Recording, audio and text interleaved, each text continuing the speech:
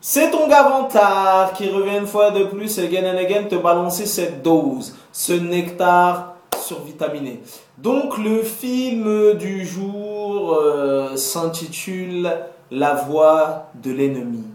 Réalisé par un réalisateur franco-algérien, Rachid Bouchareb, qui a réalisé entre autres Indigène, Hors la loi, Little Sénégal et j'en passe et des meilleurs. Donc, avant même une des raisons premières, avant même de savoir que c'était Rachid Bouchareb, avant même de savoir de quoi parlait le film, dès que j'ai vu qu'il y avait Forest Whitaker au casting, au générique, j'ai même pas vu le pitch, j'ai même pas rien. Tu vois ce que je veux dire? Dès que j'ai vu Forest Whitaker crédité au générique sur l'affiche, j'ai dit c'est bon, j'y vais. Car tu es censé savoir que Forest Whitaker est un des acteurs les plus talentueux de sa génération. Voilà, il a une filmographie gigantesque. Il est acteur, réalisateur, producteur. Il a joué dans des séries, The Shield, Urgence. Il a fait des grosses performances. Il a gagné un Oscar pour Le Dernier Roi d'Écosse. Il a joué dans Platoon, dans Bird, dans Ghost Dog, La Voix du Samouraï, dans Le Majordome, dans une multitude de films. Et voilà, et il performe. À chaque fois, il performe. Donc avant même, comme je t'ai dit, voilà un des arguments majeurs qui a fait que je me suis déplacé. Dans un premier temps, c'était pour Forest Whitaker. Au casting de ce film, tu retrouves aussi l'increvable. L'increvable qui fait partie de ces acteurs increvables d'Hollywood qui ont des filmographies longues comme ma bite. Et je peux te dire qu'elle est longue. Harvey Keitel, tu vois, donc Harvey Keitel, monstre sacré d'Hollywood, il a une carrière, bon voilà, je vais pas citer ses films, mais bon, le mec est increvable. Moi, je le classe au même rang que les Tommy Lee Jones, que les Clint Eastwood et tout, tu vois, les mecs increvables. Bref, alors, pour te faire le pitch de ce film, comment ça s'appelle? Forest Whitaker a commis une erreur de jeunesse. Il va passer 18 ans, la plus grande partie de sa vie en prison. En prison, il va se convertir à l'islam et en sortant de prison, enfin au bout de 18 ans de prison, voilà, il est incarcéré en prison pour un crime atroce qu'il a commis durant sa jeunesse. Et il va être libéré sous conditionnel, tu vois, sous contrôle judiciaire. Donc, il va être libéré, voilà. Pendant qu'il est incarcéré, il en profite pour passer son bac, pour se ranger, pour faire le point sur sa vie au niveau spirituel. Il se pose des questions existentielles et compagnie. Il va sortir de prison et il va retourner dans un petit bled paumé des États-Unis à la frontière du Mexique. À partir de cet instant précis, quand il va être libéré en conditionnel, il va avoir un espèce de shérif au cul qui est interprété par Harvey Keitel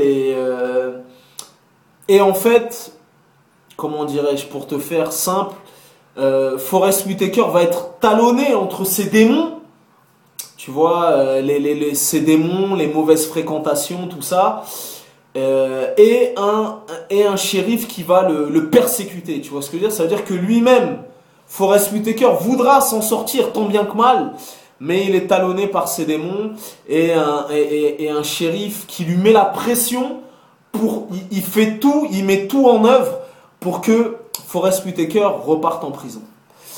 Alors, à l'arrivée, ça donne un film de très bonne facture, un film, voilà. En fait, pour te dire, j'ai pas spécialement accroché, pendant le film fait pas loin de 2 heures.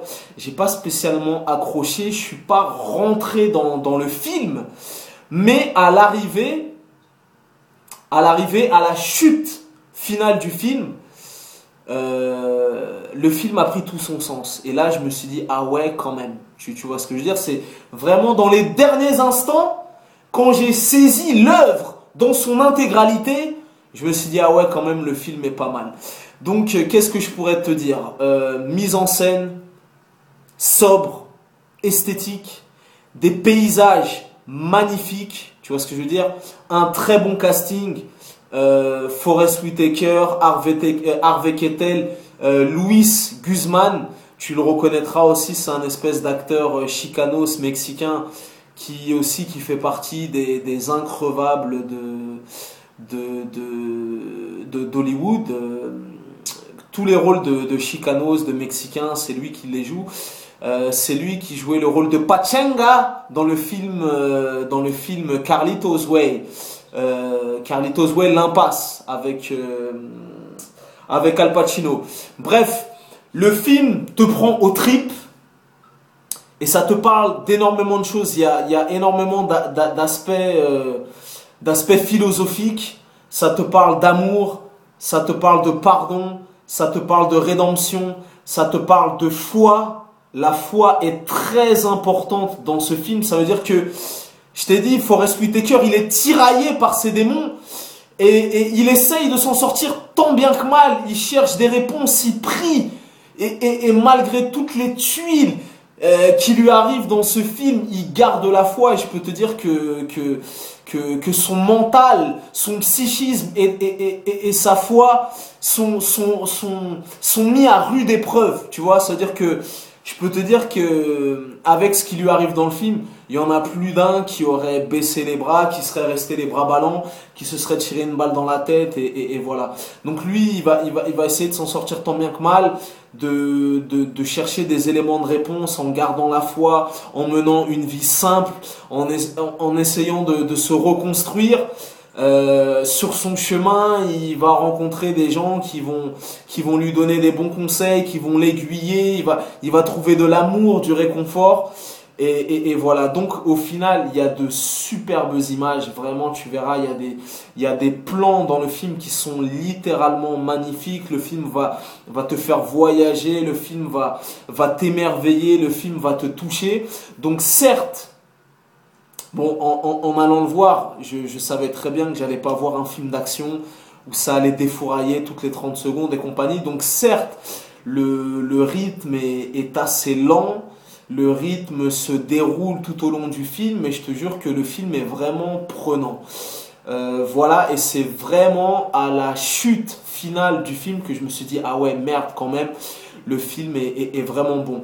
Donc ne serait-ce que pour la bande originale du film, ne serait-ce que pour les décors magnifiques, pour cette ambiance solaire, ne serait-ce que pour la performance d'une justesse estomacante de Forest Whitaker, pour Harvey Keitel qui est au sommet de sa forme, pour Luis Guzman.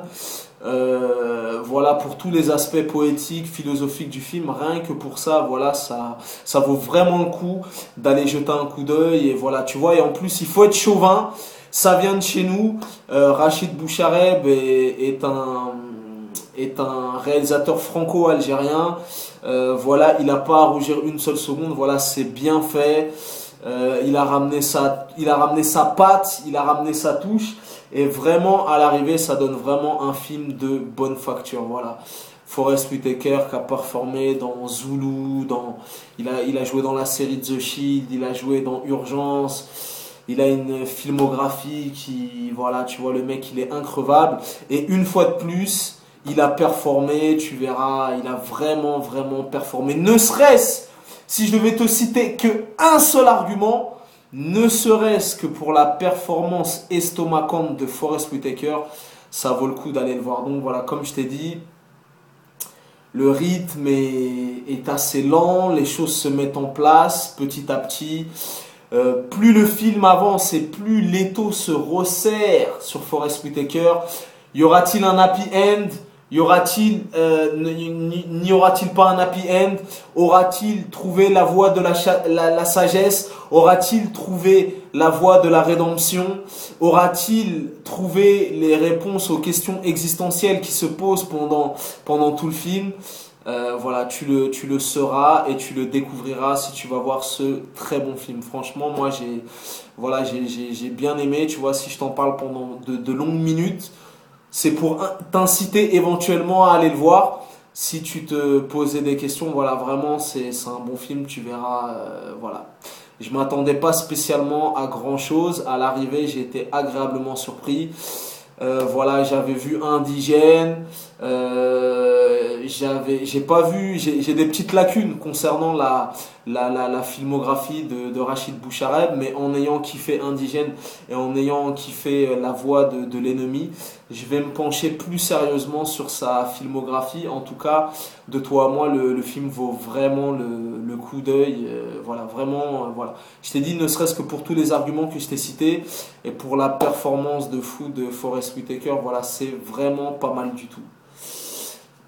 Ah là là. Donc voilà, tu connais ce dicton légendaire, les goûts et les couleurs ça ne se discute pas. Si tu as l'avis de Vantard, c'est toujours le bon. It's always the motherfucking good choice. Et restez connectés incessamment sous peu. Samedi, je vais à l'avant-première parisienne de Godzilla. Le film sortira le mercredi suivant, mais dans la nuit de samedi à dimanche, dès que je sors de la salle de Godzilla, tu auras mes impressions et ma chronique à chaud. Donc c'est un des blockbusters les plus attendus de 2014.